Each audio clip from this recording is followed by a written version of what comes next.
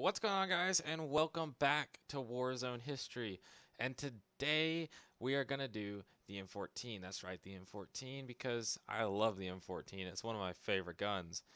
Now, to tell the story of the M14, we have to go back to the M1 Grand, because the M1 Grand is its father. Now, the M1 Grand, being the World War II standard issue American battle rifle, I'll have to do a video on that by itself, but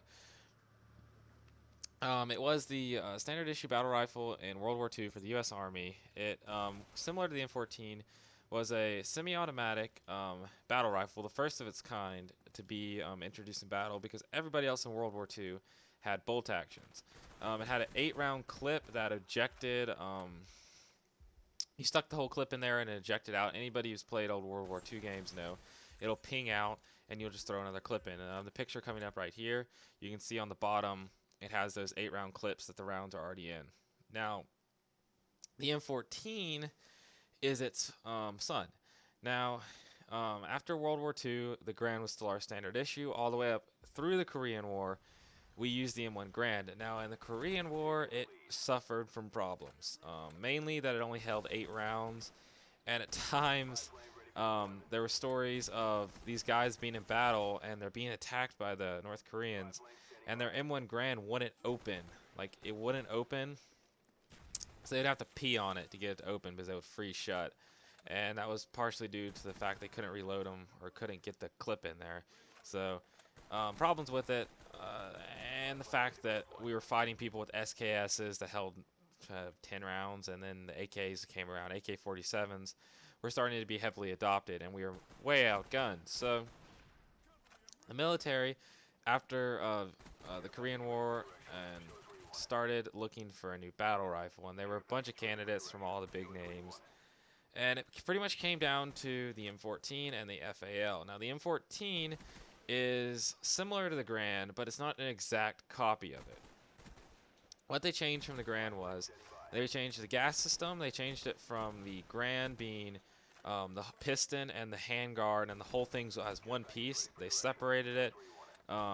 It's supposedly improved. There were some problems with the Grand.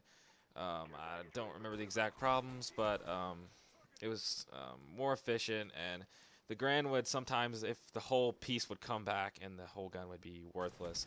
So they made it 2 separate pieces, so the piston would come back and then catch the handguard or the grip or whatever you call it. And so yeah, it was between the FAL and the M14. Now the M14, they also changed out the 8-round clip with a 20-round detachable mag. There were also bigger mags, but the standard was the 20-round detachable mag. Now, besides that, there were some small modifications, but mainly just the mag and the piston were changed, and also it was changed from the 30-06 to the 308 NATO. Now, the main reason for this was the 30-06 was really freaking long. I mean, if you have a side-by-side, the 30-06 is way too long. The 30-06 was developed for bolt guns. The M1 Grand was in 30-06. Now, they changed it to the 308 NATO because it was much shorter, and you could get the same amount of power out of the shell as you could the 30-06, but have a lot less or a lot shorter action. So the 308 was developed, or not developed, it was already around, but the 308 was adopted for the M14. Now, it came down between the M14 and the FAL, and the FAL was what pretty much every country adopted, but America being America, we adopted the M14. The FAL was known as the gun of the free world because, you know, all of Europe was using it, and it was a fantastic gun, and it was in 308 too. Now, the M14 was officially adopted in 1959, and well, 1959 to 1964, it had a pretty short life, though. Sadly, it did.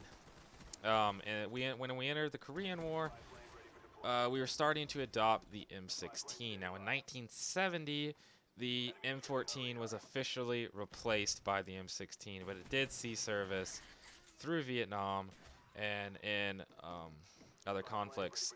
The M16 was adopted because it was a smaller 5.56 round and was seen as a better gun. It was cheaper to make, and Yeah, so they got rid of the old M14. It was a pretty short life, 10 years of official service, and it's pretty sad. But the M16 did replace it, as sad as it is, and it saw limited use all the way up into the 70s and 80s. And then starting, I believe, the 80s, they started getting rid of them. Really, in the 70s, they just started getting rid of them. We gave a ton of these things away. Bunch of countries got the M14, all over the world.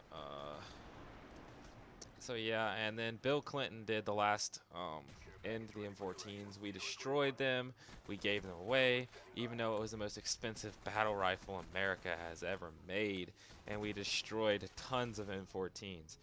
Now, the problem with the 5.56 or the M16 round is it's not very powerful. Now, we found this out when we got into, I believe it was Iraq or Afghanistan. I don't remember if it was Desert Storm or when we went in the early 2000s. I don't remember which one. But we went into those conflicts, and we were really in trouble because I believe it was the Iraqis actually had infields, surplus infields, and other high-powered rifles, and they were just sitting at ranges that our M16s could not match and shooting us to pieces. So in a panic, we rushed back and pulled from police departments and wherever we had any M14s left. We pulled those away and tried to get them to Iraq. And there was actually one story of a guy got issued an M14 in Iraq, but the military only had one magazine to give him. So his dad like went to gun shows and found surplus mags and shipped them over there. And that was the only way he got magazines. That's how like desperate we were for M14s. Now, in the early 2000s, we did actually adopt or start remaking or buying MK14s and EBRs. And as you can see on the screen right now, this is an EBR, I believe. Yes, it's an EBR. And it's basically an M14 with just improved ergonomics and improved stock and with pistol grip and all that. And it's proven that the 308, we needed the 308 to replace the 5.5, or not to replace the 5.56, but we needed a 308 to be able to take out these enemies. So it's now that each squadron or each squad has a designated marksman with an M14 in it now, because you need an M14. To go over a little bit of the stats. Oh, and also I would note the MK14 is $4,500 per gun. Now, only America would build 1.5 million M14s and then destroy them and give them away, and 20 years later have to buy buttloads of them for $4,500. Oh, it's disgusting. Why couldn't they have at least given them to civilians? But in full auto, it shot 700 to 750 rounds per minute with a muzzle velocity of 2,800 feet per second and an effective range of 500 yards to 875 yards with optics. 875 was with optics. I said 20 round mag. It has a fantastic peep sight on it, same as the M1 Grand. So yeah, it weighs 10 pounds and its overall length is 44 inches with a 22-inch barrel. Now in conclusion, the M14. Well, you all know I love it. It's not, it's a full-size battle rifle, and everybody is using the smaller 22 caliber round. But will the M14 die? I doubt it. It really is a fantastic gun. And with the MK and EBRs, it lives again as a fantastic weapon. And I don't know if you guys have ever seen Black Hawk Down, where the one ranger or the two snipers who request to go on the ground. That one sniper has an M14, and that is just a beautiful scene. I love watching that scene. That guy's awesome with an M14.